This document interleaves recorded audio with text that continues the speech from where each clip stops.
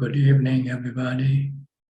Welcome to another Dhamma meeting where we will discuss the Buddhist practices of meditation, charity, and morality. Everyone who is interested is welcome to join. We'll start with our first participant, which is Yok Bae. Yok Bae from New York. Where are you now? Bangkok in Thailand? Yeah, going for Ajahn. I'm back to New York already Tuesday. I see. And your friend is back into Malaysia? No, she's still extension to back to Bangkok. Lumpur Uthai is a monastery. I see. She stayed longer, huh? Yes, stay longer. She said that she Lumpur Uthai and Lumpur Felix is her second homes. She said that. Good, good. Hope she enjoy it. You have any question tonight? Could I sharing for my journey? Briefly, yes, briefly. No. Thank you. Because when I go to Lumpur Ganges Monastery, Kanha. yeah, Kanha. Yeah, Kanha. Kanha. He want us stay in the Gudi every single. I don't know why she like us stay in the every single Gudi. Why?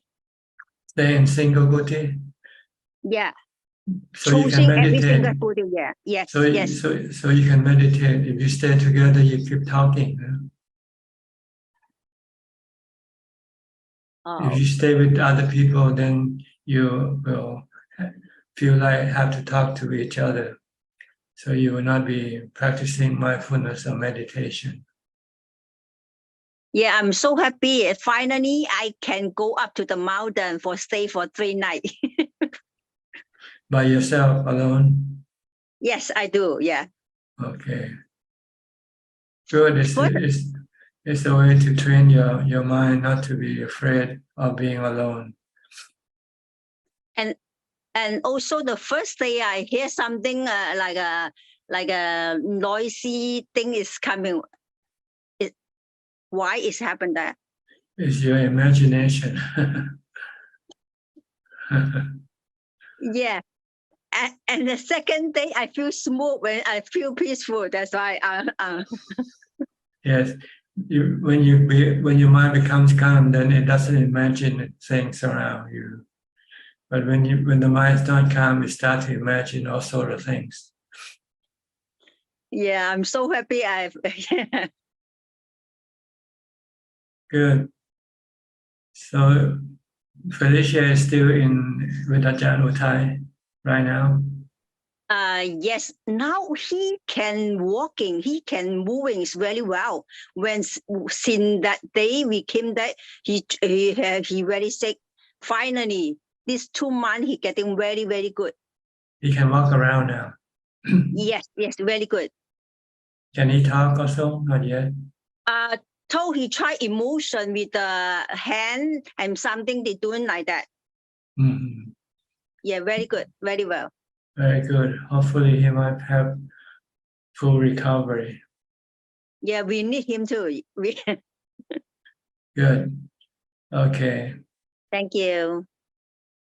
Next, Willie from Indonesia. Good evening, Ajahn. Today I don't have any questions. Thank you. Okay, Kok Seng from Singapore. Yeah. Good evening, Ajahn. Tonight I'd like to ask a few questions. One is about socializing. So the question is, I think Ajahn, you have advised us not to socialize so much so that it will not disturb our meditation. But on the other hand, there is a need for us to socialize, like meeting up with our ex-colleagues or our university friends for lunch and so on.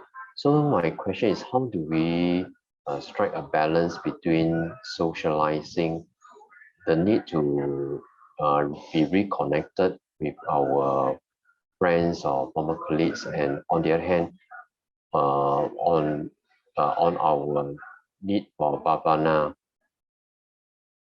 Well, it's up to you what you need more. What you need more, then you give it more time. That's all.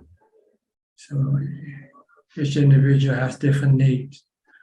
So you have to decide for yourself what you need more, meditation or socializing.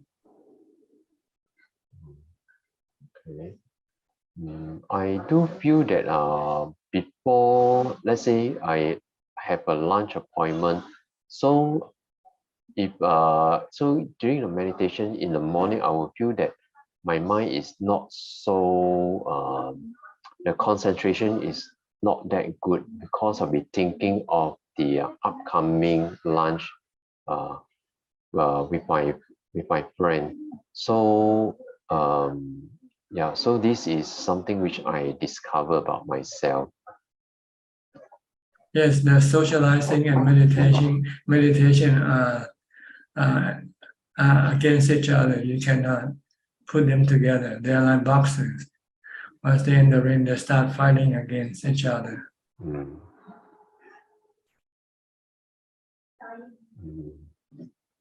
Okay, so meaning that we have to choose either one of them. Eventually, but now you might be able to separate them temporarily, and you can set up time for meditation and set up time for socializing. But eventually, if you want to take the meditation path, then you have to give up socializing completely.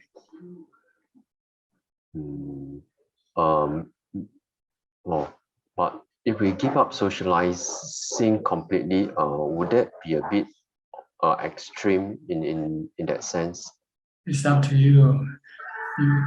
Some people might say it's extreme. Some people might say it's not. So maybe to you it's extreme, but maybe to some other monks, those who became monks, they don't think it's extreme. I say eventually you have to decide for yourself what you want. Okay, I will contemplate over it. Then Ajahn, my another question is regarding what trigger from what Sulan, I think what she was asking about cockroaches, and I was contemplating about in my own experience, cockroaches does not so-called pose so much of a problem because most of us, we are staying in the high-rise flat, so most of cockroaches, they just fly inside the house and then we just leave it alone. But on the other hand, I was contemplating about other kind of household pests, like for example, rats and so on. So for cockroaches, we may leave it alone, it will fly off by itself. But for pests like rats or mouse, I think it may be a health concern. So if we were to encounter rats or mouse, let's say, how are we going to so-called resolve this problem or issue? You have to consult somebody else. I'm not the expert on mouse or anything. I'm more on meditation, so I don't think I can give you such advice. You have to go consult some other people about this.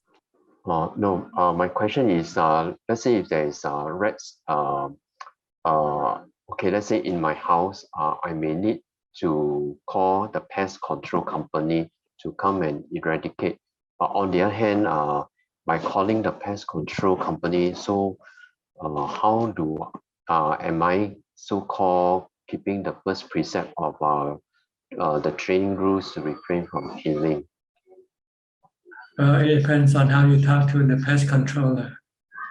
If you tell them to help you get rid of the pest, then you are breaking the first precept because you tell them to do it for you. But if you just ask them if they do the service of getting rid of pests, and if they volunteer to do it for you, then you're not actually committing because you didn't ask them to come and do it for you. You only ask them if they do this or not. So it's a technicality there. But isn't that, okay, but technically it will still be the same, right? As long as we call the pest control company. You don't call them, you just ask them. You call them and ask them what do they do, and then you tell them that you have rats in your apartment. What should I do? You can ask them for their advice. See? And if they say, "Oh, we can do it for you," then it's okay. You didn't ask them to do it for you. They volunteer to do it for themselves. And you're not breaking the precept. But they would charge for the service that they render. Okay, that's the service is the service. It's not as long as you didn't tell them to do it and they volunteer and they ask for the service. You know.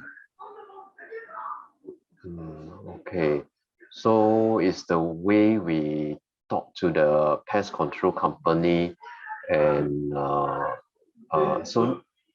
the way we talk such that we do not so-called directly telling them to so-called to get rid of the pests. Yes, because you leave it up to them whether they want to do it or not. See? If you tell them, then it means like you force them, to do. But you didn't say anything. You just only consult them, talk to them, and tell them of your problem, and see what they would offer. If they say, "Oh, I cannot do this because I'm keeping the 5 precepts," then that's too bad. Then. No, I don't think because they are pest control companies, so they are in that business. They don't keep the precept anywhere, right? Yeah. So see,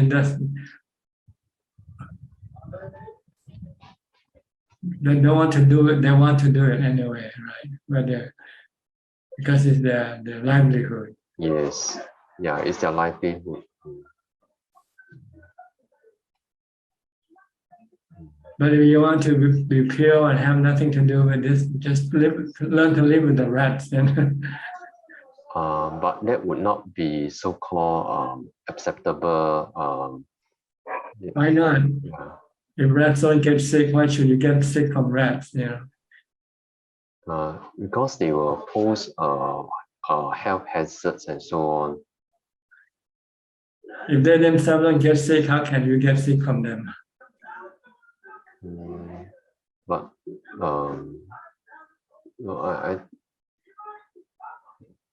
but it will be a so-called a social concern, even for rats, and let's say in the restaurant setting and so on. So all these are not, all these so-called rats, they are not acceptable pests to be around.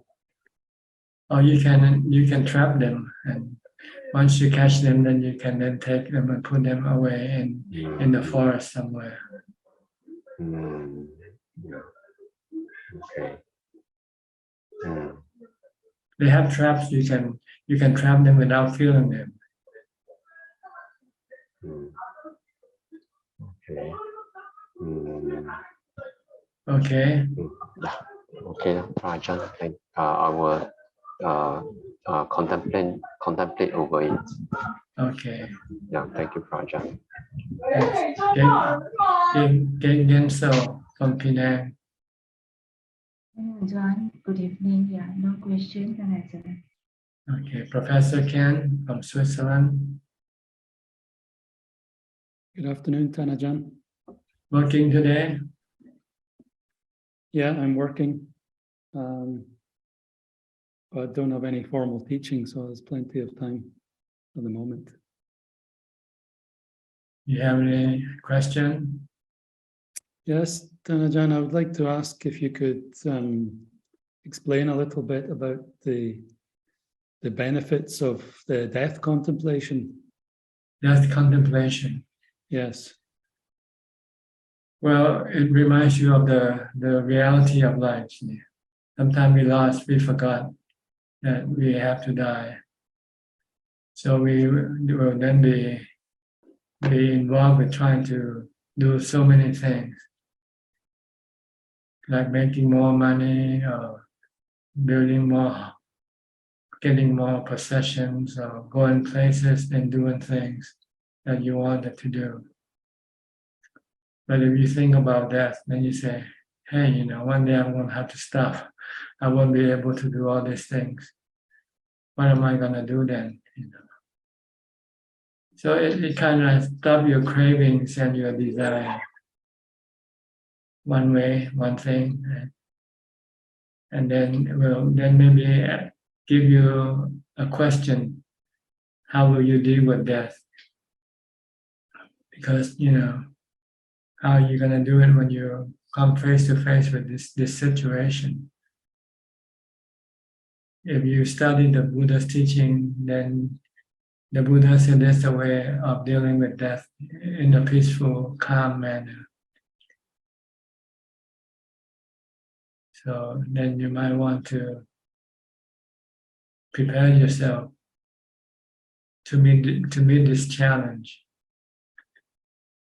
and learn how to deal with this thing. And the Buddha said you need to do samatha and vipassana meditation in order to be able to cope with death. Then it might give you incentive to practice meditation instead of spending your time going after sensual pleasure, because you know there's going to be an end to it one day, sooner or later.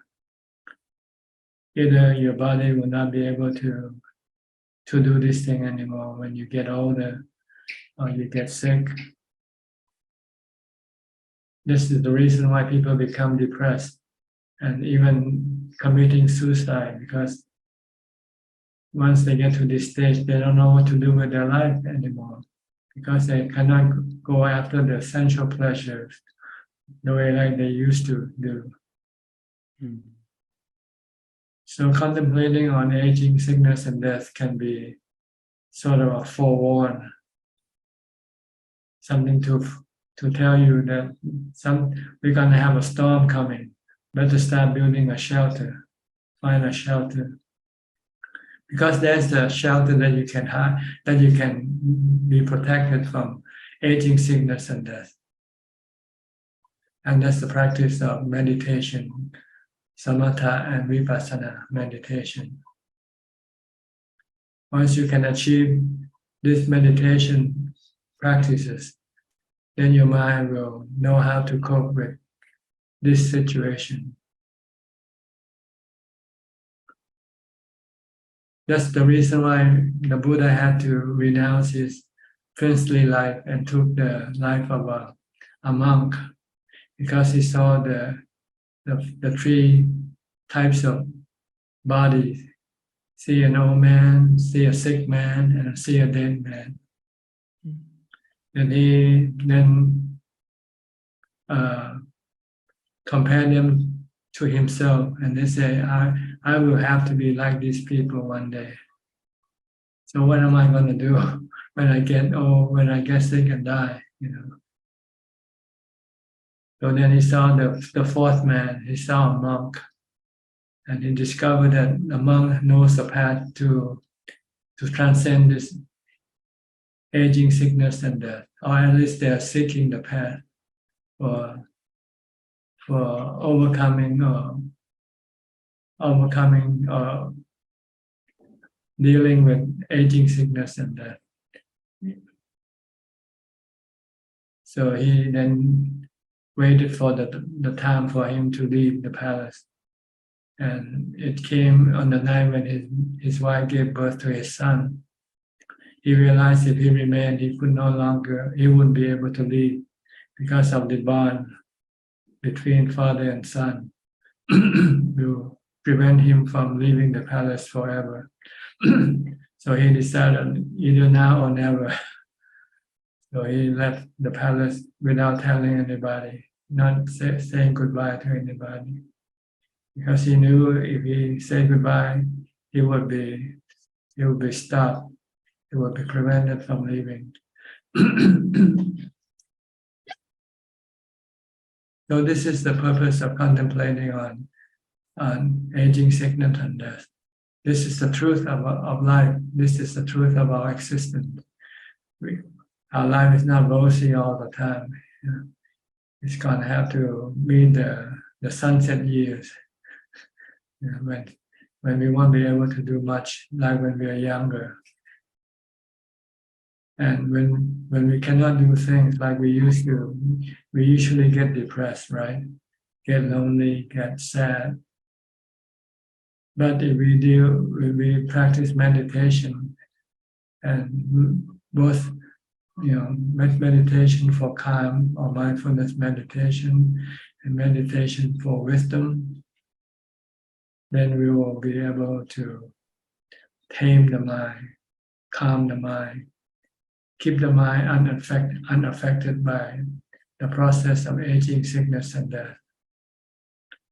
Because we can live happily without using the body, to seek for sensual pleasure. Because there's another type of pleasure you can have.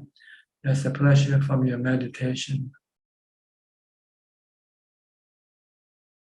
So this is something to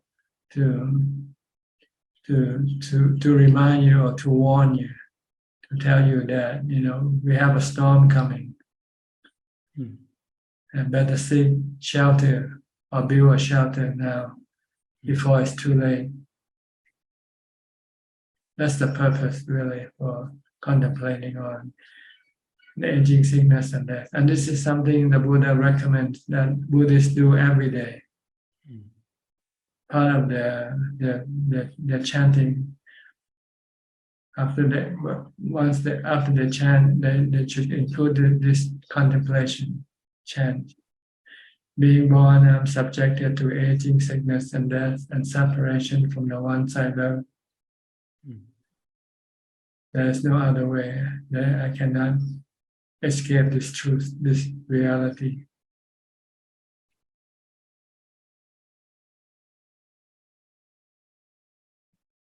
Then you can see that the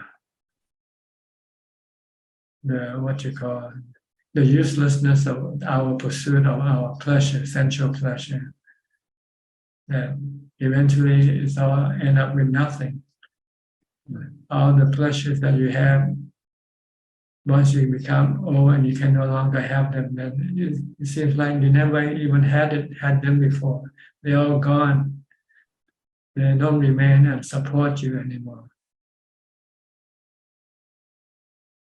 So it's just, getting nothing after all these years of hard work and pursuing this happiness. When the body can no longer do this, then everything that you have accumulated, all disappear into thin air. All that's left in your mind or your heart is loneliness, emptiness, and cravings for more. And this is this craving that's causing you the depression or the stress. When you crave and you cannot get what you crave for, then you become sad, become depressed. Then you wanted to commit suicide. You don't want to live it like this because you cannot have any happiness.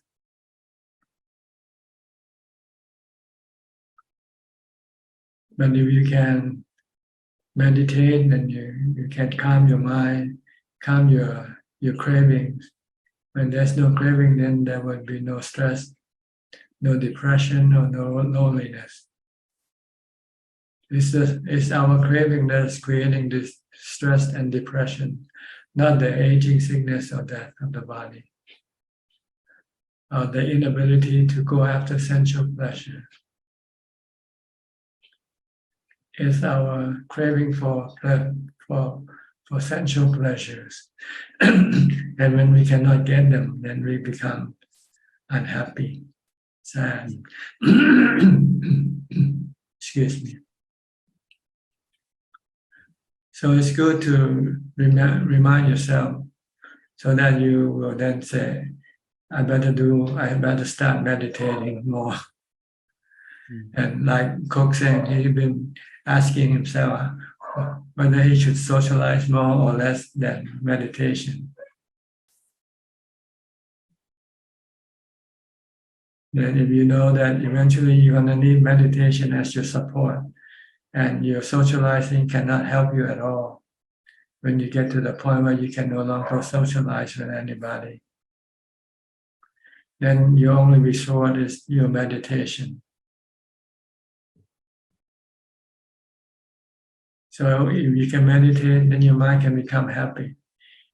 Whether you're old, you're sick, or you're dying, wouldn't matter to your mind if your mind can meditate and become calm and peaceful.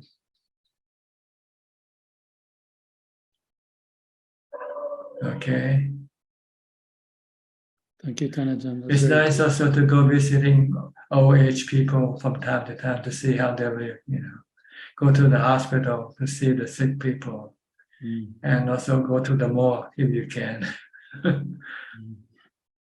Because thinking about them might not be as strong as seeing them yourself. Have a stronger impact on your mind. Yeah. Talking about them, thinking about them is not as strong as really seeing them with your own eyes.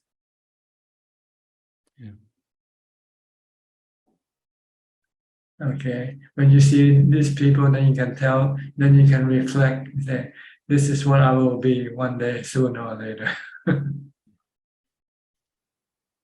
See, we are surrounded by live people, by young people, by active people. So we don't see how it is like when you're surrounded by sick people, old people, or dead people. The impact is different. So it's good if you can go visit these people from time to time to remind you of your future. Like there's a monastery, one of Ajahn monk disciple monastery. He hanged the skeleton on the dining hall, and he put a little sign that say, "I am your future, you are my past." Yeah, I know that one. Yeah. Yeah. I think it's Ajahn Chah Monastery, isn't it? It's Ajahn Singtong monastery. It's one of Ajahn Mahabhu's contemporary. You consider Ajahn Mahabhu as his older brother, and respect him as a teacher also.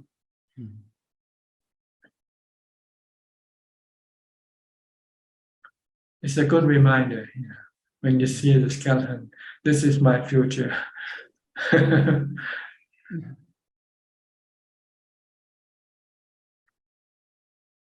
Okay, good enough for tonight. Thank you very much, Tanajan. That's very clear, very helpful. Thank you. Okay, so don't forget to contemplate on that every day from now on, aging, sickness, and death. Okay. Every morning before you start your day, contemplate this fact. Okay. Okay. So you don't get too serious with your work anymore. You just do just to get by. Yeah, I think I've reached that stage already. Just Okay, good. Okay. Thank you, Tanajan. Thank you very much. Next, Kwan Lee Man. She came to the monastery for 3 weeks. Yes, Tanajan. Tanajan, when I was in Wat Yan and Khao Chion, I could wake up at 3:30 or 4 and sit for 2 hours. But when I came back, I cannot wake up that early. Because then you didn't have anything to do in the monastery, so you sleep early. But here you have other things to do. You can watch TV, you can talk to your friends, do all sorts of things.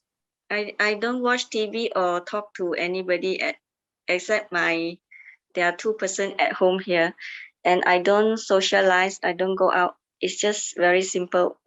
I just couldn't wake up at 3 something in the morning. Maybe because nobody forced you to do it. See. Then you have to get up because they will ring the bell and wake No, you up. in Wat Yan and Kauchion, it just automatic. It just wake up, and no need to ring the bell or something. I just wake up at that time, and Maybe I just it's because you have intention to wake up because you know this is what you're here for. yeah. So when I come back, I couldn't wake up, and I feel so guilty that I couldn't wake up early. But I still continue to practice Maybe afterward. it's because you didn't have intention to get up anymore. See. Because you know you can sleep late now. No, I want to get up. Yeah. It's always depend on your intention. If you have intention, you can get up. Mm, If you don't have intention, then you just let it slide and take it easy. yes. Mm. Okay, any question tonight? Yes, Ajahn, when one has ego, it will hinder the progress. What is meant by the ego here? I asked this question because for about 25 years, the same teacher told me I cannot progress because of my ego. When I tried to ask her, she said, I don't have faith in her. If I have faith, I won't ask her. So before I went to Wat Yan, she commented that it will just be another 3 weeks and it's not going to be sort of help in any progress. So what kind of ego is hindering? Ego is believing in yourself and not believing in other people's teaching. Mm, You Believing believe in in your teaching. You don't believe in other people's teaching. You don't want to listen to other people. You only want to listen to yourself.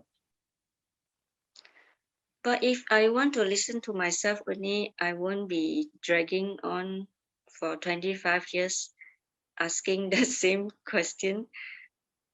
Yeah. So can I just leave it and move on You should to, listen to someone who can teach you yes. to move forward, like the Buddha and his noble disciple. You should take them as your teacher and listen to them by studying their teaching Mm, and follow what they teach, practice what they teach. yes. Yes. Okay. Yes. Because she told me that I have made a vow in the past that I'm going to walk the Bodhisattva path. And I say, no, I don't want to walk that path. So Yeah. that's what is hindering. Then she said that's what is blocking my practice. Well, I think a lot of these things are just people's conjecture. People just imagine what a bodhisattva is. When in fact, nobody ever meets a bodhisattva before. Mm, So I just in move on reality, and a bodhisattva is someone who's seeking enlightenment, but could not find a teacher to teach him. So he eventually have to look for the path himself, like the Buddha. That's all. That's what it means by being a bodhisattva. Not because he didn't want to study from other people, but there were no other people who can teach him the path to enlightenment. That's all. Like the Buddha, he went to study with many teachers, but these teachers could not teach him the path to enlightenment. So he had to seek the path himself. mm, That's what it means by being a bodhisattva. can I just leave it and then move on with my practice? What do you want to leave? I don't know. No, I just want to follow the Buddha's path. Okay, Yeah. then follow. Just listen to his Dhamma, listen to the Dhamma teaching of his noble disciple, or read the scriptures, read the suttas, Yes, I and want try to try to Yeah. practice according to what he teaches. The four foundation of mindfulness, that's the sutta you want to study if you want to practice. Hmm. Okay. So I should not let this hinder and feel bad. And What should I you? You just don't have to worry about. Just follow the Buddha's teaching. That's all. Okay. Thank you. Thank you, Ajahn. Okay. Anura and Ramya, you look sleepy. Almost 3 o'clock, 2:30, oh, 4:30. 2:30. 2:30. Yeah, good evening. Yeah. You have a question? Yes. You asked first. Yeah. Ajahn, can you please explain a bit more about Sati Sampajana? Sati Sampajana. Yes. Okay. Sati is mindfulness. Sampajana means continuous. See, mindfulness have two types. Uncontinuous mindfulness and continuous mindfulness. When you start, you have mindfulness that come on and off. You be mindful for a few minutes, then you forgot. Then you come back and continue with your mindfulness again, on and off. But as you keep practicing, then your mindfulness will eventually become continuous. When it becomes continuous, then we call sampajanya. So concentrate, be Yeah. aware of what's happening as well as sometimes If realize you- about anicca. Or if you use the mantra, you have to stick to your mantra all the time. Never forget, never leave without, never be without your mantra. Yeah. And being mindful You about have to choose. You cannot just run around picking different types of objects for your mindfulness. You have to choose one or the other. You want to use something, you stick with that thing only. Don't change. If you change, then you're not mindful anymore with that thing. You want to focus on only one thing, to be mindful of one thing, not of everything. Yeah. So if you do day-to-day work, then you have to be aware of what we are doing. That's right. If you want to use your body as your object of mindfulness, then you keep watching your body all the time. You don't go watch your mind or watch your feelings or anything like that. Just keep watching your body. You don't go watch other people, watch other people's action. You keep watching your body only. So think about impermanence No, you don't when think, we are silent. You don't want to think at all. If you practice mindfulness, you don't want to think.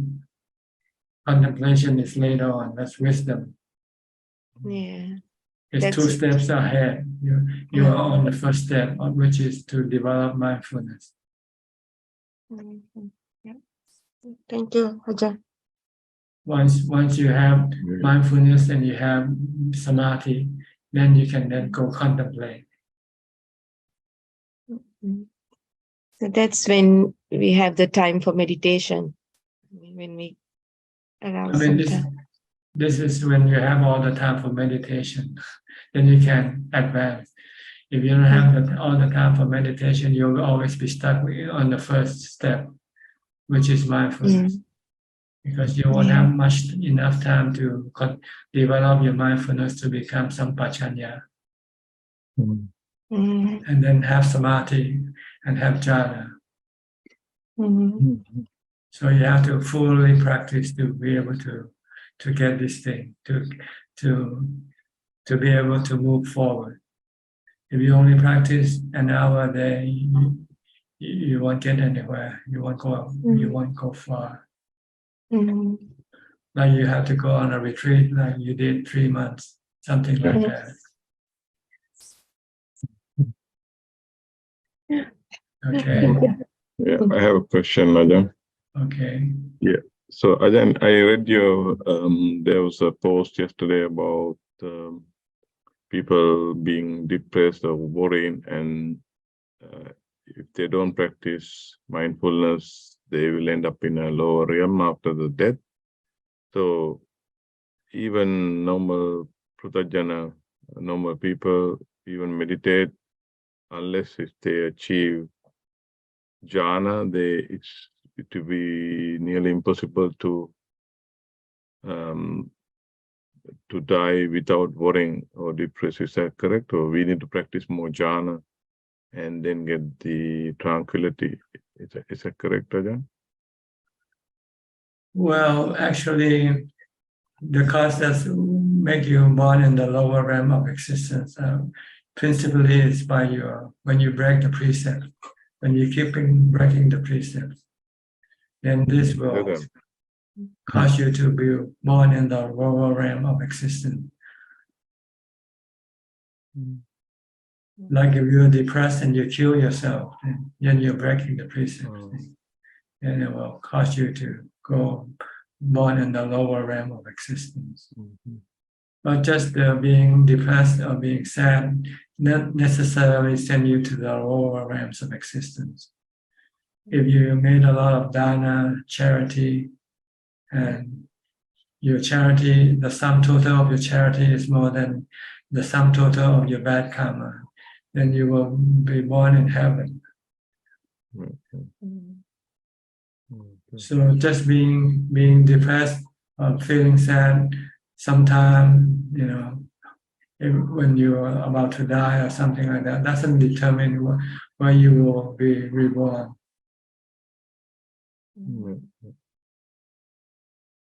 It's more the sum total of your good and bad karma, which is more.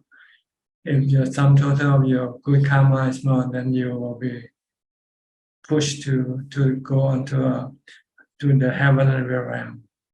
If your bad karma is more, then it will push you to the lower realm of existence. Okay. But if your mind is calm and peaceful with jhana, then you go higher than the heavenly realm. You go to the Brahma realm, which is higher than the Deva realm. The Deva realm is still in the central realm of existence, while the Brahma is in the non-central realm of existence, meditative realm of existence called jhana, rupa jhana or arupa jhana realm of existence. Okay. So don't worry if you feel sad a few seconds or you feel bad. But if you feel all day, 24 hours a day, then that can be bad for you. Yeah. Understood. Okay. Yeah, thank you, Tanaja. Thank you. Right. So I think you should focus more on your good and bad karma. Watch. The Buddha said avoid doing bad karma and try to do as much good karma as you can. And if possible, meditate. Purify your mind. Okay. Okay. Thank you, Tanaja. Thank you. All right. Okay, Mito, and mother. What's your mother name? I forgot. I couldn't write it this time. Minnie. Minnie. Yes. Okay, who's gonna ask first tonight?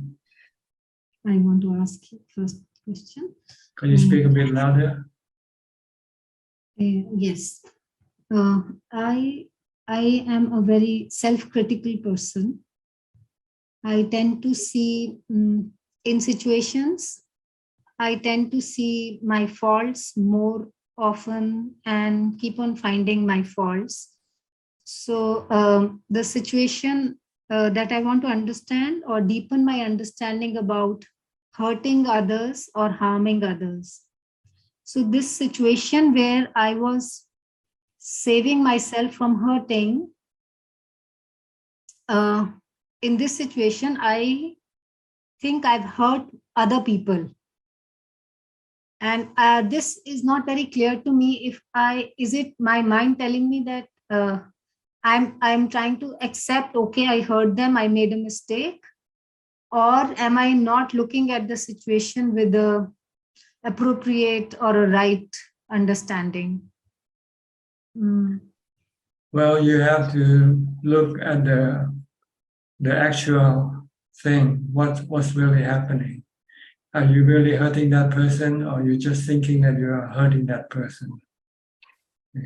My understanding of hurting those people, because they are very close family, they stop talking to me. Well, why don't you ask them to make sure? Yes. What's wrong with me? Did I do something wrong? Because sometimes it can be in your imagination. And this is not good to imagine something when that is not there, because this is considered to be delusional. So you have to prove it first, what you think is true or not true. How do I communicate? Because they have stopped all communication with me. I have written a message and they did not reply, and they don't take the phone. Well, then just think that they don't want to have anything to do with you. So so you don't have to do anything with them. Okay. Okay. Because not everybody, you cannot expect everybody to love you or hate you. There will be some people who like you and some people who don't like you. So you just choose to deal with people who like you. If they don't like you, they don't want to have anything to do with you. Okay, that's fine. There are more than 8 billion people on this earth. You expect to deal with everybody? You don't, right? You just deal with whoever you have to deal with. If you don't have to deal with them, then it's good. One less trouble to deal with, really.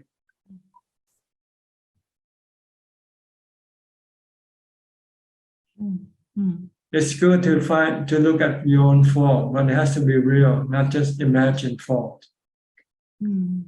Because if you're wrong, then you should correct it. See, if you don't look at yourself, sometimes you don't know whether you're doing something wrong or not. So it's good to always watch what you do and make sure that it is right or wrong that you did. And if something wrong, then you have to stop it the next time. Yes. Thank you, Ajahn. But it's bad to imagine whether you're good or bad, not knowing really what is what. Then this is delusional. I understand now. Okay. I have one more question. Okay. In the previous answer, you were saying that we have to focus on one thing. We have to choose one thing to focus on to develop mindfulness. Yes.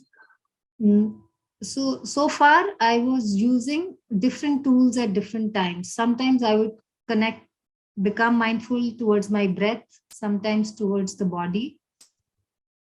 And how would you suggest me to do? Well, normally, if you're moving around doing things, then you should focus on your body movement. But when you're sitting, when your body is not moving, then you focus on your breath. But if you don't like watching your body, you can use a mantra for everything that you do. From the time you get up, start to recite mantra mentally to prevent your mind from thinking about things. And you can go about doing your thing, reciting the mantra together with the mantra, watching what you do and also reciting the mantra at the same time. I recite mantra when I am not able to distract from thoughts, when they are obsessive thoughts. Okay, use the mantra instead. Okay. Okay, so long as you stick with mantra and body, I think it's okay. You can switch back and forth depending on the situation. and you see the result, how you feel, whether your mind feel lighter, easier, with less emotion, less thoughts, then you're going in the right direction. So sometimes my body has more heat, fire element, I feel. Then I try to change my breath. So for the past 2-3 days, I'm using the changing in my breath helps me sometimes a little, sometimes it does not help me.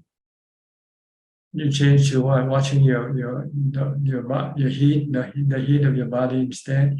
My body is very intense sometimes, like during the night, or I wake up because I'm feeling too heat in some parts of my body. Then I start the way I'm breathing normally, I change. I either use long deep breaths or short and long. I try to change my breath. You should not force your breath when you're watching your breath. Just keep watching it. Leave the breath alone. Don't force your breath. Just know what type of breath you have at that time, whether it's short or long. But you don't force your breath to be long or short. Oh, okay. Okay. Any other suggestion for when the elements become intense to handle? Just be aware and then come back to your breath or to your mantra. Don't be distracted by any other thing that might appear. You want to focus on just your object that you have set up to focus on. The goal is not to think, that's all. That's the most important thing. It's not to think about anything. Even about think about the element, about the body and anything. Just watch. You want to just keep watching.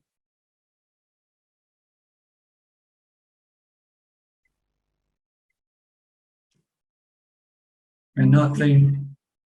You are at the stage of trying to stop your mind from thinking.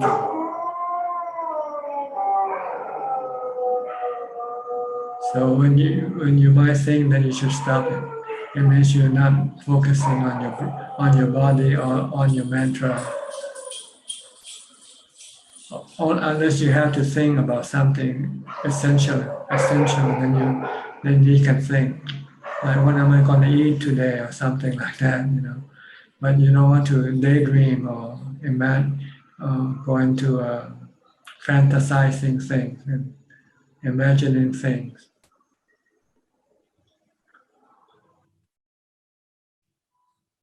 You want to minimize your thought as much as possible. This way will empty your mind of emotions and stress. And suddenly you feel lighter and feel happier. So you have to look at the result also, whether you feel better when you're not thinking. Because when you think about something, you can become depressed, you can become stressful, become worried. So if you don't think about this thing, then this thing will not appear. This emotion will not appear. Even when I have pain in some part of my body or some heaviness, I should not focus on that part. No, just stay on the same thing. Just watch your body movement. Or if you're sitting, watch your breath. Or if you use a mantra, you can use a mantra. But not other things. Just these three things. And you all want to see also how do you progress when you meditate, because mindfulness is what you want to assist in your meditation. If you have strong mindfulness, your meditation should be more smooth, should be more easy and achieve result easier and quicker. I always feel better after meditation. Come much calmer and more joyful and very like uplifting. yeah, it's something that I have to do. Like I cannot think of not doing it. It is so Good. important for me. It's like a medicine, really, for the It is like mind. medicine for me. Medication for the mind. Yes. We call the Dhamma medicine. Right. It is Dhamma medicine, yes, for me. Okay. When you're depressed, use the Dhamma medicine. Don't take any other type of medication Yes. because they have side effects and you can become addicted to them also, which can be harmful. Yes. Yeah. But you can be addicted to the Dhamma medicine. It has no side effect or no harmfulness. I'm addicted. Even when I wake up in the night, sometimes at 1 o'clock, 3 o'clock. So my mind tells me to now get up and sit for meditation. Good. But sometimes then I tell my mind, you need to take full sleep so you can meditate better in the day and, early in the morning. Is this wrong or right? I don't know. You just have to decide what you need more, meditation or sleep. Sometimes you need sleep also because your body has to rest and also work in the day. If you don't have enough sleep, then it can be troublesome to your body. Yes. So you have to know how much your body needs, how many hours of sleep. I was sleeping very less, so then I became very, very active, and at night I would meditate, and in the day also. Then I was suggested to sleep at least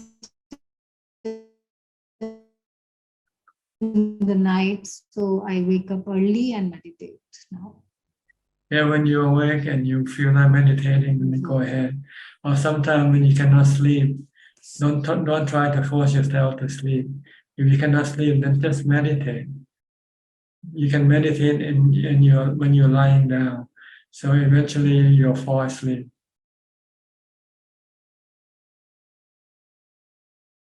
Okay. I think your picture freezes. So I think your connection is not so good. Can you still hear me? I try to do that. I watch my breath. If I'm not able to sleep. Okay, I think I have to move on because of your connection. It's not good. I cannot hear you. Thank you. Okay. We'll go to Belinda next. Oh, Meto, you want to say something yourself? Yes, I'll stop my video and then maybe you can hear me better. Is that? Okay, maybe better. Okay, go ahead. Good evening, Ajahn. Thank you. So my question is about it's not so good either. Is about how, so my process has been something. Can you hear me? Off and on. Hello? It comes on off and and on. Yeah. Okay, So maybe you can go to the next person and then come back to me later while I try and fix this.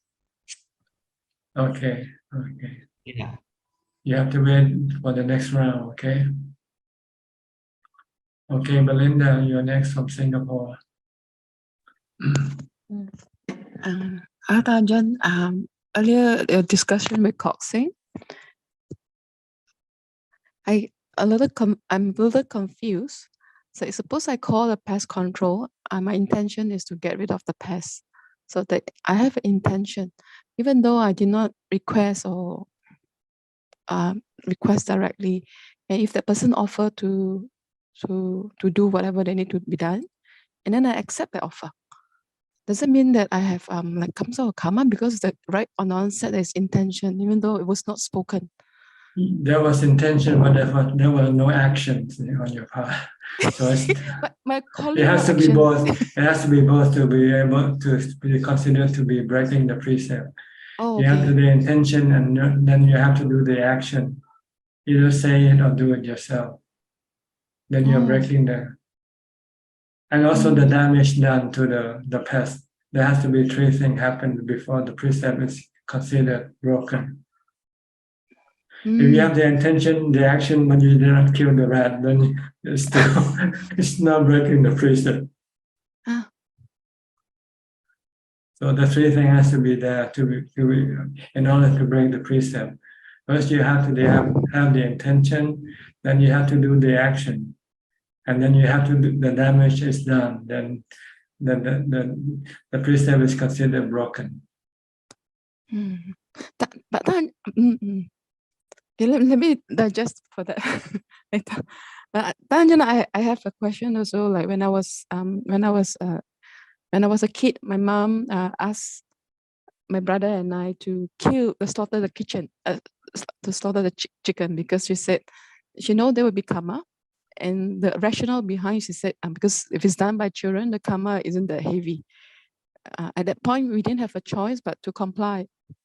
So I do not know, like I don't have intention, but there was instructions, then I have to do it. So I take the action. I have to keep we as children, like around 12 years old. So I've slaughtered many chickens. So I do not know, like at which point, like how much karma is involved here. Like even though I don't have intention. Full karma because I did it. Yeah, because you did it. But I And didn't want to. by doing it, you have intention to do it. Or if you have no intention to do it, then you don't do it. But if I don't want to do it, but I have no choice but to comply. Like yeah, when you comply, it means you already have intention to comply. But then if you don't have a choice, and it was not a choice. Well, animals don't have choice either. They kill for their survival. So they have to become animal. So in your case, you will become a chicken eventually in your next life. So if it's such a case, it's like I didn't want to kill it. It was very painful for me to kill something. And then it was that moment you didn't have a choice to. So it's also like I feel I experienced the karma in my body. I got sickness and all. So I get confused. So I don't have intention, but yet because I comply, or I don't have a choice but to comply. It's just simply my past life karma or something that I've inherited. That I have to repeat the cycle. Is it, Ajahn? I don't know. It just happened, I guess. That's why if you don't have a choice, it's still karma. Because we have taken the action. Is it, Ajahn? I get a little confused. I thought karma has to be intention. Yes, when you do something by yourself, it means you have intention to do that action. My mother asked us to. That's besides the question. That's beside the point. The point is, if you do something, you have to have intention to do it, or else you won't do it. Okay. The intention is to comply to a person's request. Then I have the intention. Is it? Then the intention is to comply. Not to comply. The intention is to do what you did. If you do something, you have to have the intention to do it, or else you won't do it. Unless it's accidental, like if you drive and a chicken run across you and you run over the chicken, then you have no intention to kill the chicken. But if you take the knife and kill the chicken, you have intention to kill the chicken. Even if you're forced to do it, that's besides the point. Who tells you to do or not to do? But your own action is followed by your intention. You have to have intention to kill that chicken before you can kill that chicken. Okay. All right. Thank you, Ajahn. Okay. Thank you. Next, Philip and Edwin from Malaysia. I got your message. You're coming on the 27th, right? Yes. Okay. Yes. See you on the 28th morning. Yes, morning. Okay. They're trying to figure out the way there. Yeah. I don't have any questions tonight. Do you have? I'm just listening in. Just listening in. Okay. We'll see you on the 28th morning then. Okay. Okay. B. Raveen from Bangkok. Good evening, Thanajan. before I get to my question, just to clarify on the intention that was mentioned previously. Thailand, you mentioned that if it's accidental, no karma is being committed. Do I understand it correctly? Yes, you're not breaking the precept, but the damage is done. And then you can maybe initiate a revenge from the damaged person. Oh. Because the damaged person might feel hurt and wants to retaliate. But this is not karma. It won't send you to the lower realm of existence because you did not do it with intention.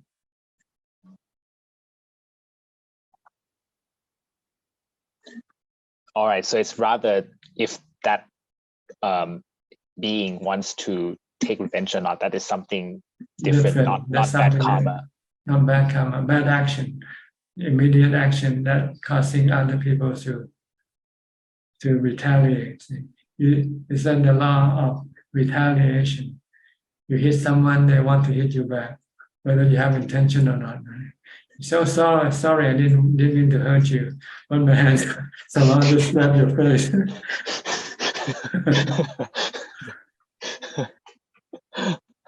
Yeah, that's true. Yeah, that's clear, Thanajan. Yeah, understood. So now to my question. I was reading your book Beyond Birth, and there was a chapter that you mentioned about seeing the Four Noble Truths.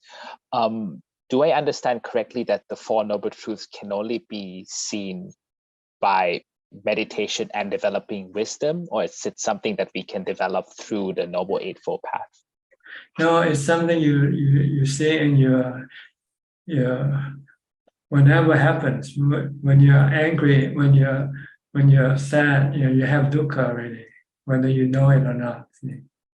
Then if you want to fix this dukkha, then you have to seek the cause of your dukkha, which is your craving for something that causes you to have anger. You want something from your friend and your friend won't give it to you, so you get angry at your friend. So if you don't want to get angry, don't expect anything from your friend. And if he doesn't give you anything, then you don't get angry at him. So it's happening all the time, you just don't see it. Because your mind is always looking at the thing instead of the Four Noble Truths. You're looking at the cause, external cause rather than the internal cause. The real cause is the internal one. Your desire, your expectation, or your craving is the one that's causing you dukkha, not what you don't get or God. You expect people to be nice to you, so when they're not nice to you, you get angry at them. You hate them. You feel bad. And you try to fix those people by trying to make them treat you nice. And if they don't treat you nice, then you will always be angry. But if you fix your craving, your desire for those people to be nice to you, say, well, you cannot force them to be nice to you. And accept this truth and say, don't expect anything from them. Then you will never get angry anymore with anybody. The Four Noble Truths is working every day, many times a day in your life, but you don't know that it's happening. Because you keep looking at the objects of your desire, of your cravings. That's all you go after. And when you feel sad with that object, you didn't know that it's because of your cravings that makes you feel sad. You say it's that object that's caused you to have bad feeling or feel sad. So you try to fix that object rather than fix your craving.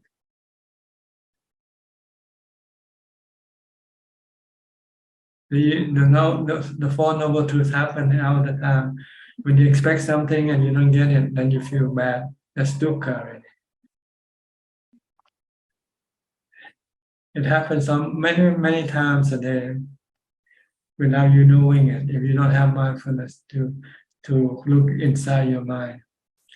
Because 99% of your time you're looking outside. You're dealing with things outside. So you don't see the Four Noble Truths that's happening inside.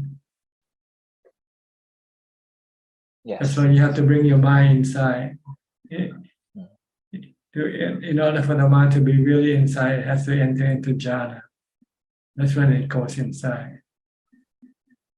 Then when you come out of jhana, you will start to see things happening in your mind clearly.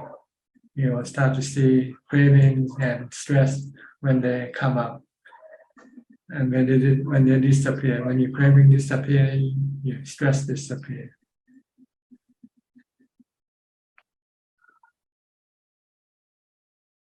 When we talk about a theory, we talk about Four Noble Truths, the Noble Eightfold Path, the Magga, and so forth. This is our theory. But reality is happening all the time. But you don't have the tool to look at the reality. Because your mind is being directed outward, not inward. You look at a different screen, let's put it that way. There are two screens, outside screen and inside screen. And you're looking at the outside screen all the time without looking at the inside screen. So you don't see the Four Noble Truths. That's happening with every action that you do practically.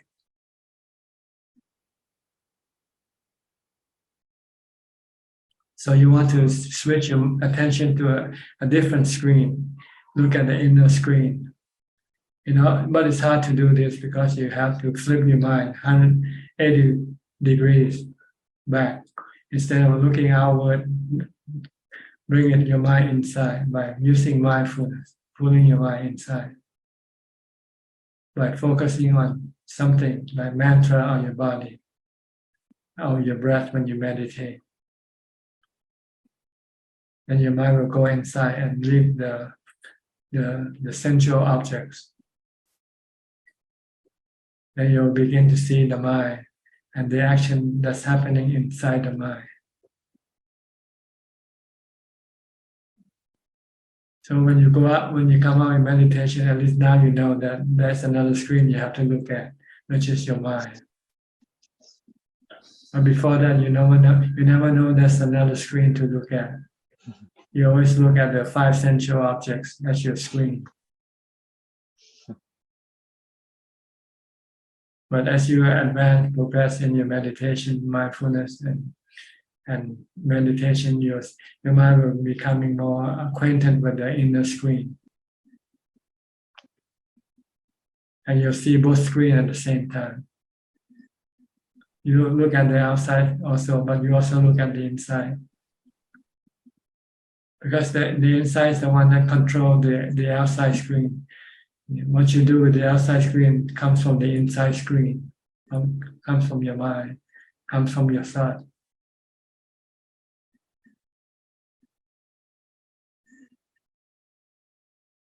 Okay, is this clear to you? Or?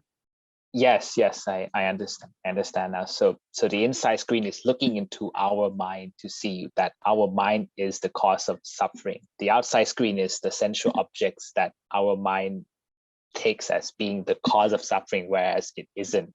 Actually, it's inside the mind itself. The greed and the delusion and the hatred is what causes the suffering. Yeah. So that is samudaya, and nirodha is to end the suffering. Yeah.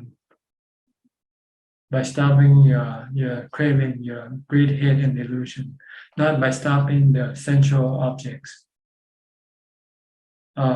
Manage the sensual objects, controlling the sensual objects, change the sensual objects. Like people do, you keep changing the sensual objects. You don't like what you see, so you change it. You don't like the furniture in your house, you change the furniture. You like the paint in the house, you change the paint. You keep changing all the time. But it never becomes satisfactory to you. Because the thing that caused you to do all these changes is your craving.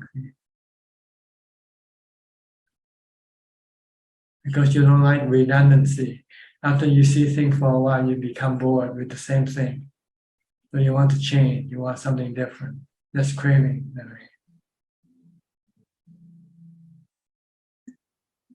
Yes, indeed, that is true. It's very difficult to not prefer change. Because redundancy or familiarity cause you to have stress or unhappiness. You're not happy when you see old familiar thing every day. Eat the familiar food every day, you become, sick of it.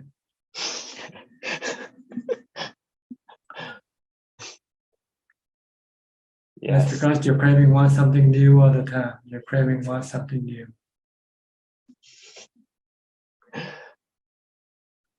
That is true. I admit that.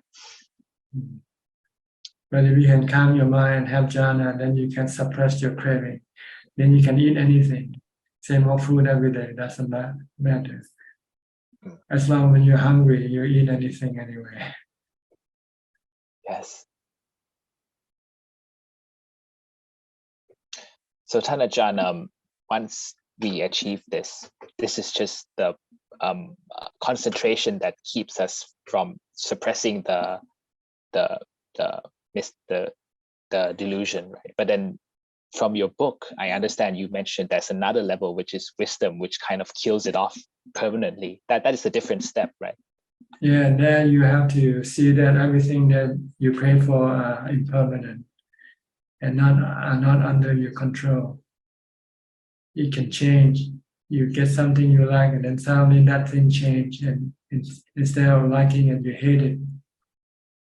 Then it costs you dukkha, costs you disappointment, costs you sadness if you lose that thing that you like. So when you see that everything will cost you dukkha sooner or later if you go after them, then it's better not to go. Then you say, better not to go after them. Better stick with the emptiness that you have. Doesn't hurt you. The emptiness never change. So eventually you learn to live with emptiness. Emptiness is the best form of happiness, the Buddha said. Nibbana paramang sunyam, nibbana paramang sukham. Nibbana is the supreme emptiness. Nibbana is the supreme happiness. So happiness and emptiness equals nibbana. So emptiness and happiness equal each other, right? According to mathematics.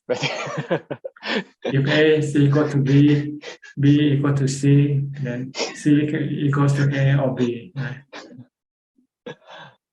If A is nibbana equals to emptiness, if A nibbana equals to supreme happiness, then supreme happiness equals to supreme emptiness. So you want to get to the point where your mind can live with emptiness and be happy. Because with the wisdom you see, having things will cause your mind to have dukkha, regardless of whatever you have. They are all in anicca, they all sooner or later they will disappear or change. And you cannot force them to remain permanent all the time, remain the same all the time. Yes. This is wisdom, contemplation of the three characteristics of existence. Everything that appears are gonna cause you dukkha sooner or later if you go after them. If you leave them alone, they won't cause you any dukkha. But if you start to possess them, start to own them, then they will cause you dukkha. So eventually you come to the conclusion that it's better to have nothing. Because nothing can cause you any dukkha. It's only something that can cause you dukkha, but nothing can cause you dukkha. Yes. So it's better to live without anything. Live with nothing. With nothing there's no dukkha. With something there's always dukkha. Yes. does this apply to jhana as well, Thanajahn? Does Yes, jhana eventually jhana or something also. You don't have to have direct jhana. You don't have to go into jhana to be happy. You can be happy without jhana, without anything. Just be right now, here and now, and be happy with nothing. When there's no craving, then you'll always be happy. Craving is the one that causes you to be dissatisfied. Then it will force you to go look for something to satisfy you. But nothing can satisfy you permanently.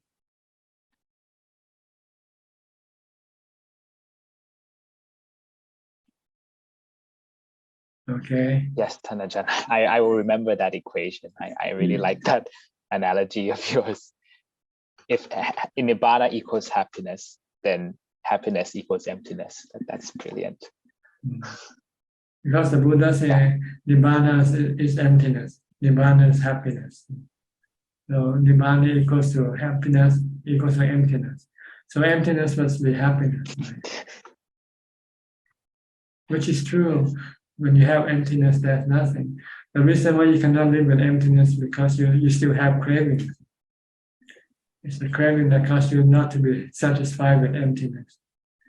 But if you can get your mind to jhana, when you come out, you can be happy with nothing. But when your jhana wanes, then your desire comes up again. Then you have to use wisdom to tell your mind that it's better to have nothing than to have something. When you see the truth of this, then you will be convinced and say, yeah, better I have nothing. Better. Then eventually you learn to live with nothing.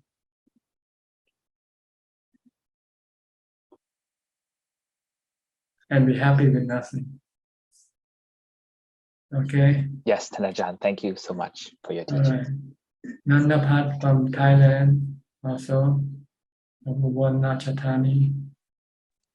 นมัสการค่ะท่านอาจารย์ค่ะ Tonight I don't have any question but tonight I'm glad to hear about the Q&A from professor about the contemplation of the dead ค่ะ Okay, good. Next, Diana from Wales.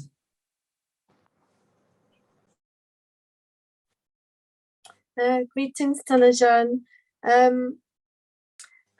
I have a family member who is feeling depressed and has said that they feel like killing themselves. How have you got any teaching about how to help someone who feels like that? It's too late now. If it's too late to teach, you have to teach when the person is not depressed, because it takes a lot of effort. Like people like us right now, we have to learn to meditate, learn to calm the mind, learn to be happy with simplicity of life,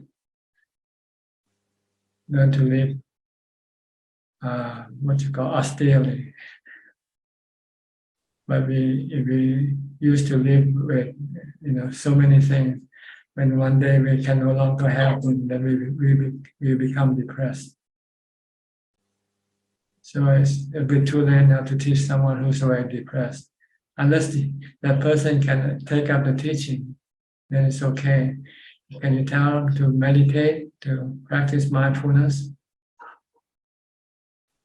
He has good example, but I don't think it's something he does. Yeah. But If he can meditate, if he can practice mindfulness all day long, he can overcome his depression. But for us, even when we're not depressed, we find it difficult to maintain mindfulness and meditate. How hard it would be when we are depressed,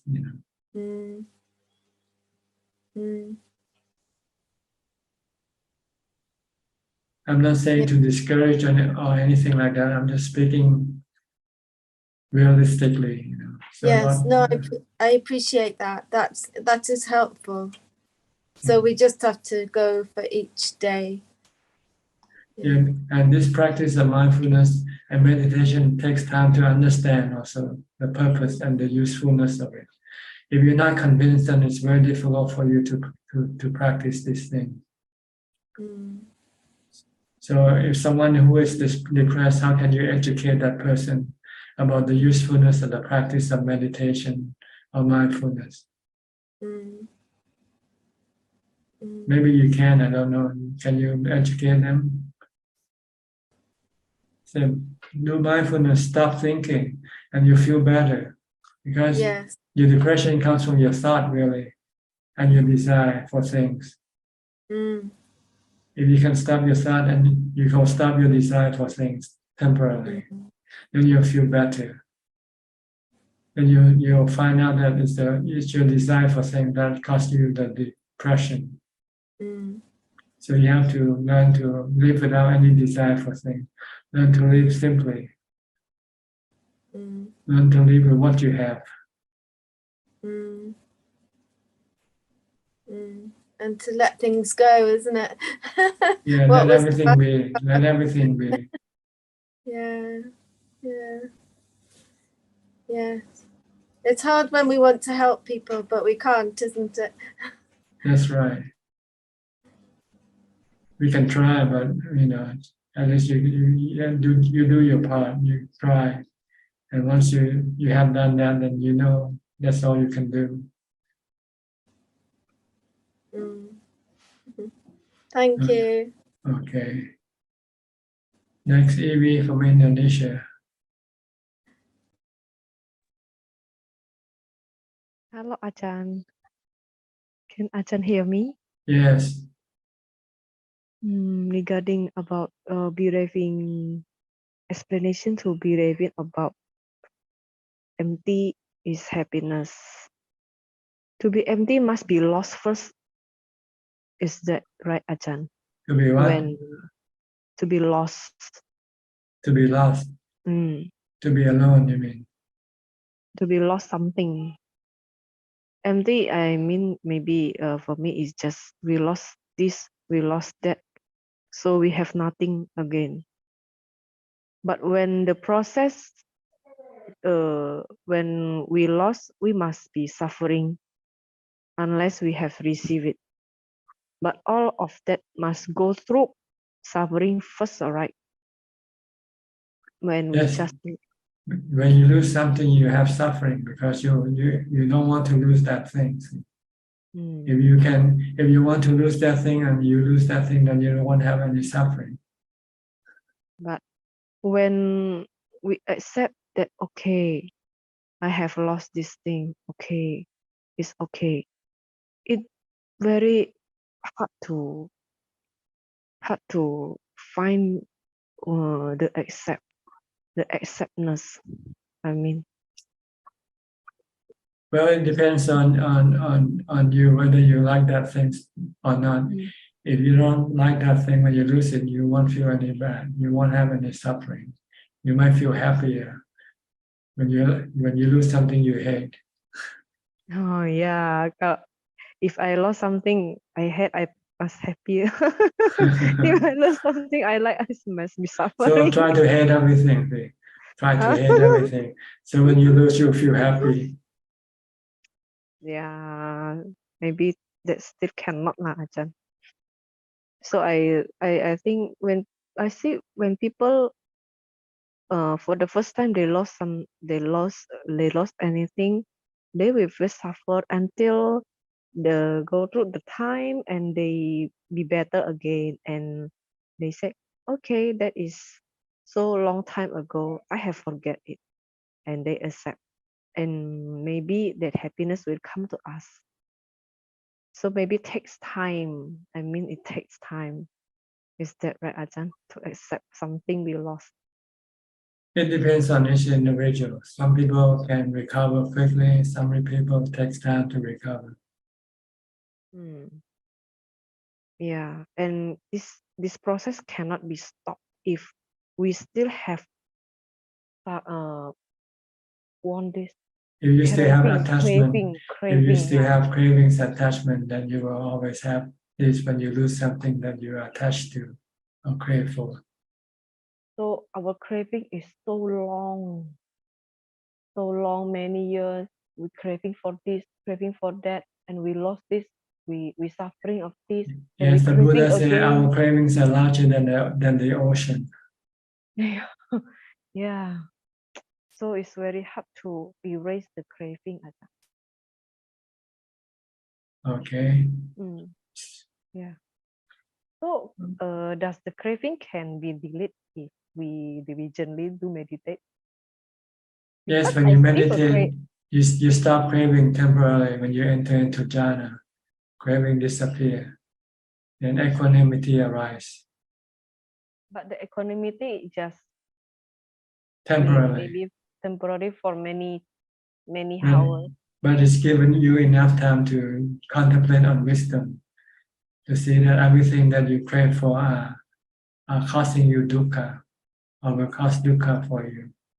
Then you get rid of everything and live with equanimity forever. Yeah. Maybe one day I can think. Hopefully, yes. I hope maybe tomorrow even. So Why quick, not Ajahn, just give up tomorrow? everything? Just give up everything and go live in the monastery. Yeah. Like the Buddha, he gave up his palace and he went to live in the monastery. So quick. Yeah. We all can do it. We just don't want to do it. That's all. But we can. How? Because we just like the Buddha. We're just human like the Buddha. The Buddha was just a human being. He's nothing more than us or less than us. But the Buddha has the great harami, Ajahn. We have the wisdom now. We learn from the Buddha. We have an example to follow now. But we just don't want to follow him. That's all. Yeah. Okay, Because you're Ajahn. still attached. You still crave for things. You don't want to look. You don't want to live with nothing. Maybe my parami just so little like this. Yeah. So still cannot. Okay. Yeah. All right. Next, Christine Koe from Malaysia. Good evening, Long Po. I have no question. Thank you. Okay. Bruce Lee from Indonesia.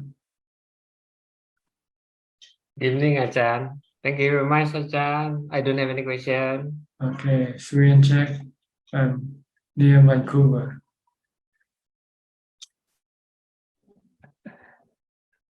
Hello, Ajahn. Okay.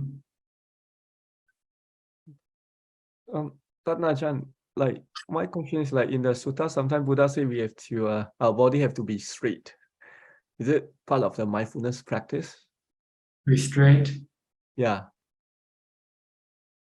I guess.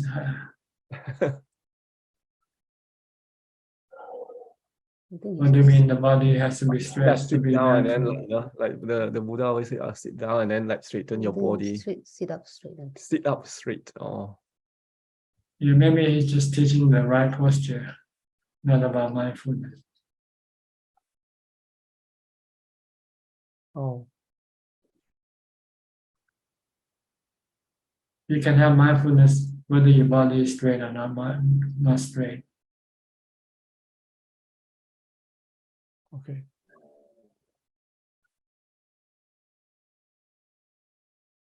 And Ajahn, just now you were talking about the emptiness. Like, so for Sotapan, like in his mind, I mean he's like the mind is empty of the body. Is it? That there's no body attachment. There's body, but there's no attachment to the body. Yeah. So as it doesn't exist as far as the mind of the Sotapanna is concerned. Whether it exists or not doesn't bother the mind of the Sotapanna.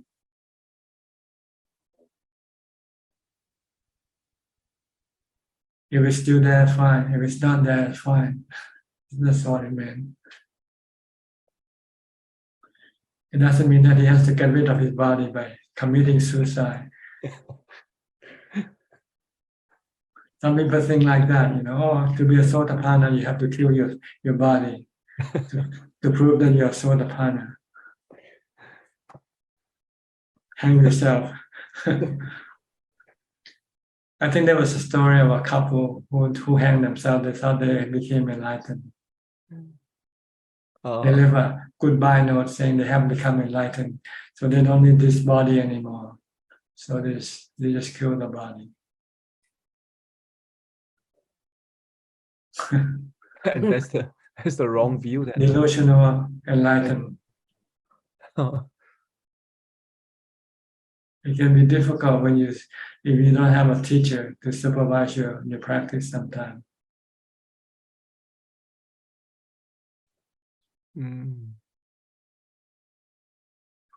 So that's why you have to have the precept as your protection always, regardless of whether you're enlightened or not. You don't kill regardless, and you don't kill other people either, even out of compassion. There's no such thing as compassionate killing.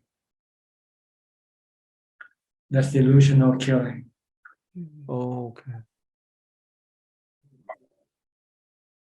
Because then you'll always find some reason to kill, right? You're not compassionate or otherwise. Yeah. So the precept is the base of your practice. You have to be grounded in the 5 precepts in order to prevent your delusion from misleading you into thinking that you can break the precept once you become enlightened. Oh.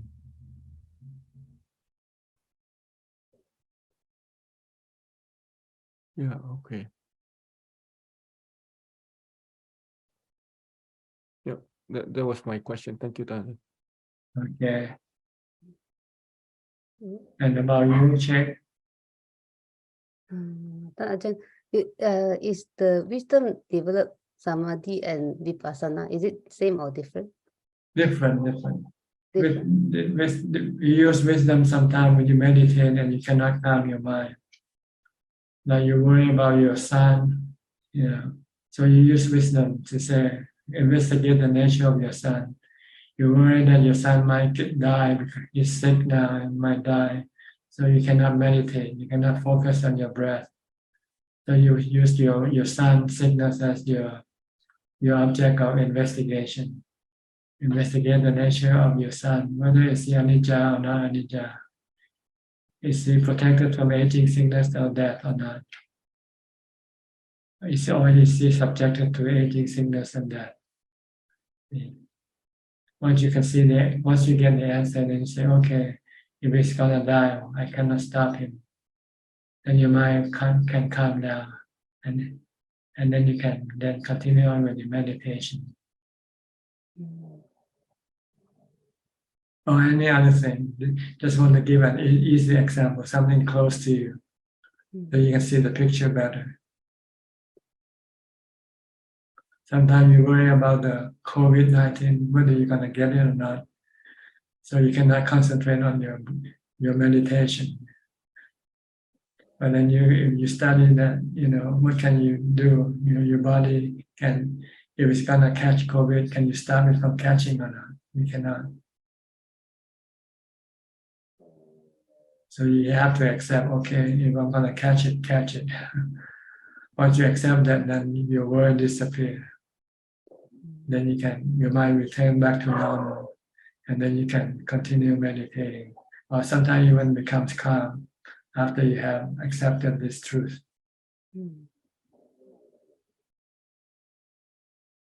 This is wisdom develops samadhi.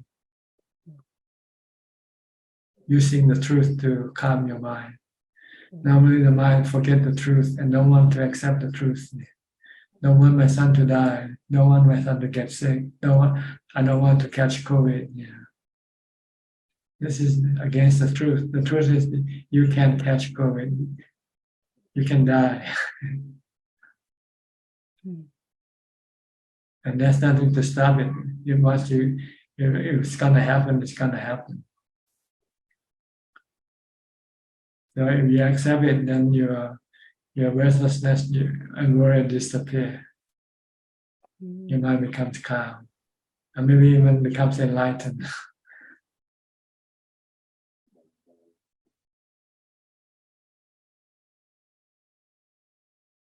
But Okay. if it's really become enlightened, then it's vipassana then. Yeah, if you become enlightened, it's vipassana. If you no longer fearful of death or sickness or pain, then you can become a Sotapanna.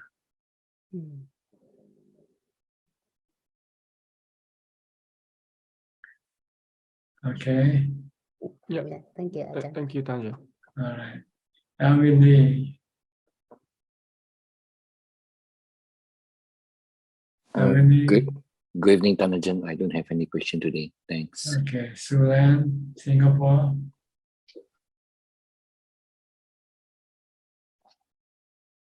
Ajahn. Go ahead. Oh, yeah. Hello, Ajahn. I got a question, which is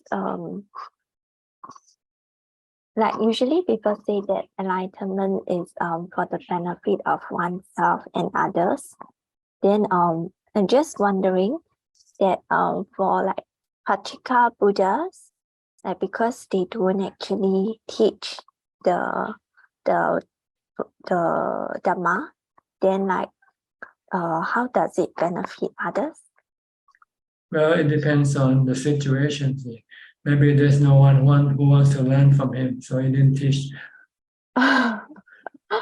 You became enlightened in a place where people are not interested in religious matter.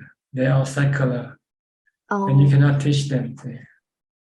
Like you probably cannot teach people in America. Not many people in America will like religion. Right? Or even in Singapore, maybe lots of people are not religious. If they're not religious, you cannot teach them because they're not interested in religious teaching. They're only interested in how to make money. Yeah, that's true. So maybe a Pacceka Buddha had no student. He could not find any student to teach. Not because he didn't want to teach. Like the Buddha, when he first started thinking about teaching, he only saw people who he considered not to be students. But then after second thought, he said there are some people whom he can teach. Yes. So he divided people into 4 categories of students: bright student, medium student, and low student, and non-student. There are 4 types of people he could teach. The non-student he won't teach. He leave them alone. And he picked the 3 students. He picked the brightest one first because they are easier to teach. You just say 1 or 2 words and they become enlightened. Then they can help you spread the teaching. Once you get rid of the first group, then you go to the next group, the middle. It takes a little while for them to understand. And once you get rid of the second group, then you go to the remaining, the third, the slow ones. Then this takes a long time, 7 years. The first group, 7 days. The second group, 7 months. The third group, 7 years. Yeah. Oh, but okay. That's also quite lucky for them, right? Yeah. Yeah. Because at first he thought they were all the 4th groups. So no one interested in teaching in the practice. But then eventually he started to think twice, and then he discovered a different type of people. So he put them into 4 categories, the 4 lotuses. Then like for the Pacceka Buddhas, wouldn't it be very wasted? Because like unlike our current Buddha. As far as he's concerned, he was not wasted. He benefited from what he sought for, and the other people are just the bonuses. That's all. Oh, okay.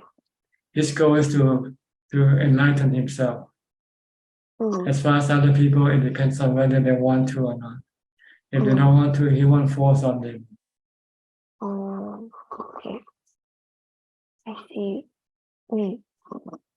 Then oh yeah, on a related question, I think like there was also I think last week I heard of this story about 300 years ago there was this very famous monk that is Luang Ta Wat. Then like a lot of people say that he can perform a lot of miracles, and then like he's a very famous monk. Then I was wondering, like I was trying to search if he left any like Dhamma teachings, but I couldn't find. See, there are people who are famous for different reasons. Famous for enlightenment or famous for psychic power. See?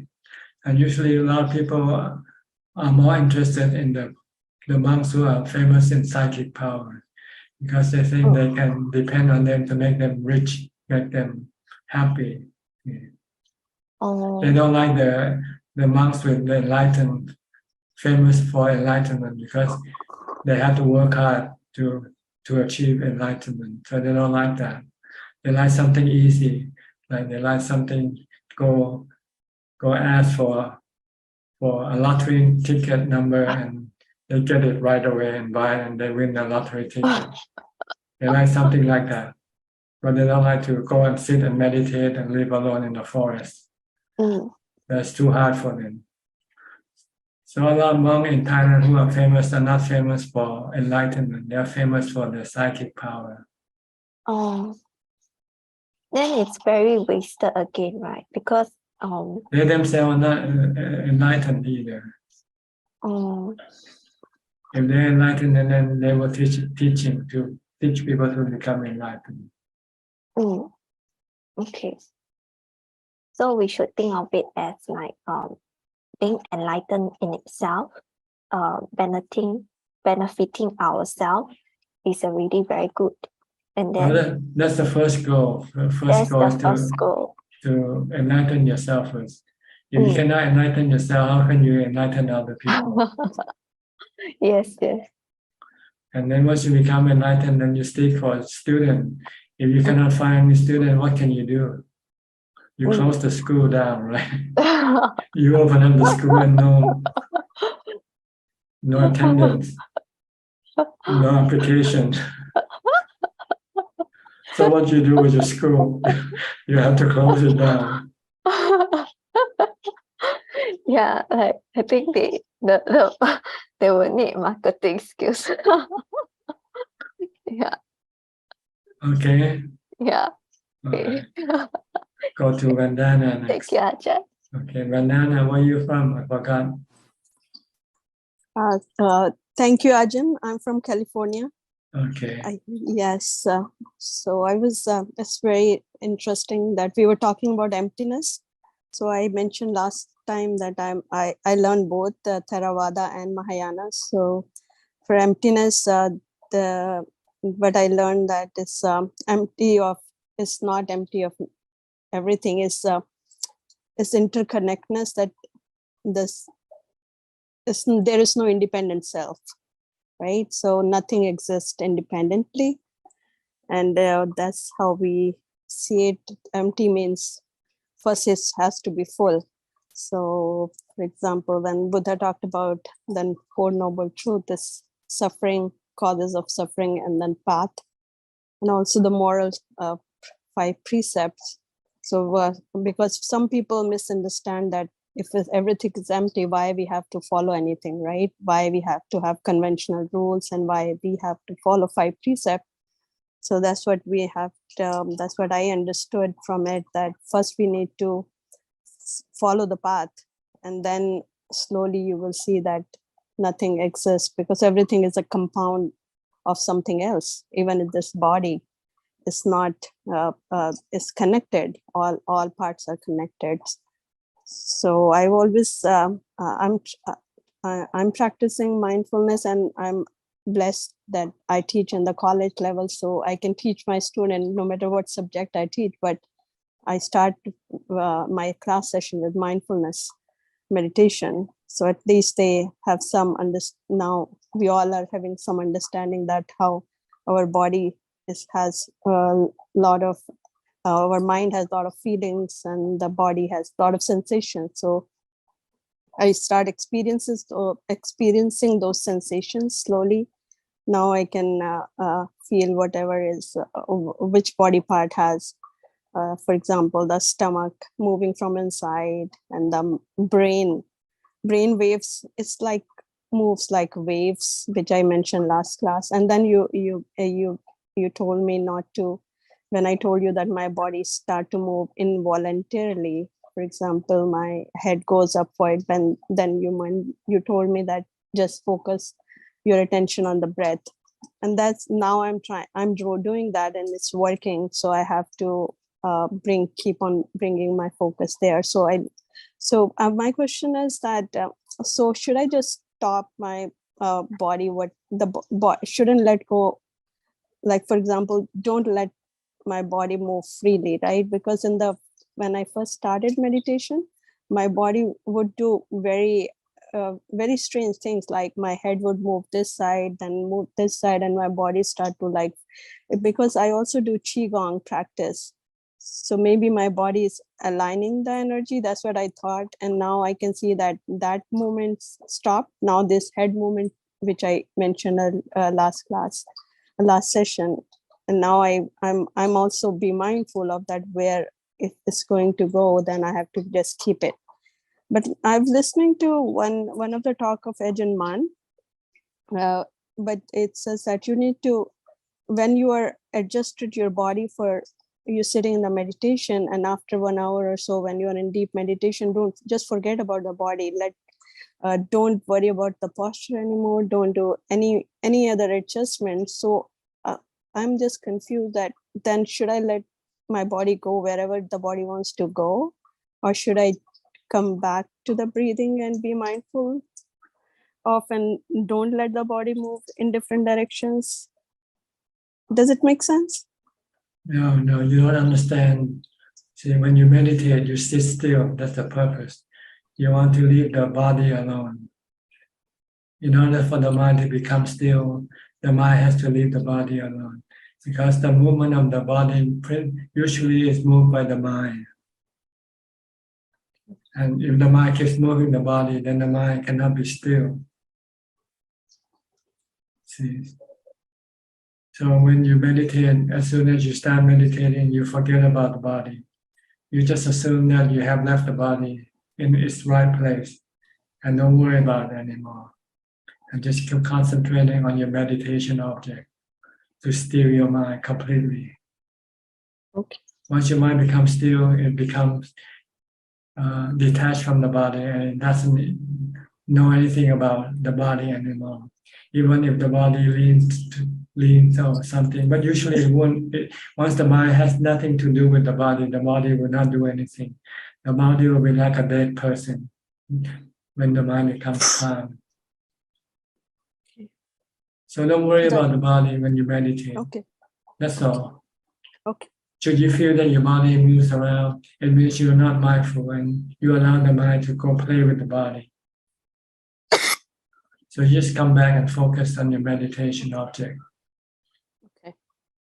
So it's just my mind is showing me something which is not even there. So mind is distracting me that my body is making movement. Sometimes you might just imagine it without any reality, not according to reality, just imagination. Okay. So just don't pay attention to anything the mind tells you when you meditate. Okay, because the mind tells me so many. For example, the body start. But what I noticed that because it means you don't have enough mindfulness to prevent your mind from telling you all these things. Okay, because when I hold my hands together in the diamond fist when I do meditation, and slowly I can see that the body becomes so is lifting upwards, and then the body parts like stretching. So my hands they don't hold. they don't You're hold not, anymore. you're They're not like, concentrating anymore. See? If you're concentrating, these things won't happen. okay. Wow. But That's, when you're not concentrating, then your mind starts to create all these things. So yeah, just concentrate on your breath and disregard everything that might appear in your mind. yes. Thank you, Ajahn. This is the beginning. I'm in the beginning state, so I can tell that I'm not mindful enough. Thank you so Yeah. much. You need to practice more mindfulness before you meditate. You should be mindful of your body when you're not meditating. Whatever your body is doing, you should keep watching your body only. Don't let your mind go thinking about other things. Stay close to your body. Walk with your body, sit with your body, eat with your body. Don't do any multitasking. Yes. Yeah. Do unitasking. Yeah. One task at a time. The body Yeah. task. Whatever the Yeah. body is doing, the mind is doing that with the body. Yeah. Okay, Thank you. Then when you meditate, when you let your mind watch your breath, then the mind will stay with the breath and not go thinking or creating anything to distract you. Thank you so Okay. much, Ajahn. All right. All right. We have about 5 minutes left. Do we have any other people who wants to ask a question? Okay, Mittal, you want to ask? Go ahead. Yes, thank you, Tanajan. My question is about how my meditation is progressing. I'm able to get into some state of concentration, and then the next few days, it's like certain memories coming up to the surface, where it's either that somewhere that in the past of some trauma that I've suffered or some harm that I've done to others, like broken precepts or things like that in the past. And then it's like I have to understand about that. I don't know if you can hear me. My internet is unstable. Yeah. Yeah. Okay. And it happened that I decided to apologize to some people that I had harmed in the past, and that really helped calm my mind down again. But then the mind is just looking for more people to apologize to, or pulling up more stories from the past. I don't know how best to deal with this. You have lost your mindfulness. That's why your mind is creating all these things, these stories. Right. Just come back to mindfulness, then all this thing will disappear. Then you don't have to do anything. You don't have to go apologize to those people. Okay. When you don't think about it, then you forget about it. See? But when you think about it, then you feel guilty. You feel you have to do something. Right. This is the result of you not being mindful. You're not preventing your mind from thinking. Don't let your mind think. Or when it's thinking, then you should say, "Oh, just don't pay attention to what you think. Come back to your mindfulness." Okay. It's just coming back to mindfulness becomes difficult. Yeah, continue with your mindfulness. Right.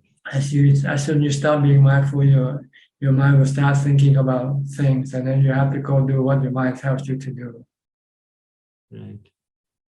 When you don't think, then there's nothing for you to do, right? Yeah. Okay, then don't think, then you don't have to do anything. But when you think, then you feel compelled that you have to do this and that.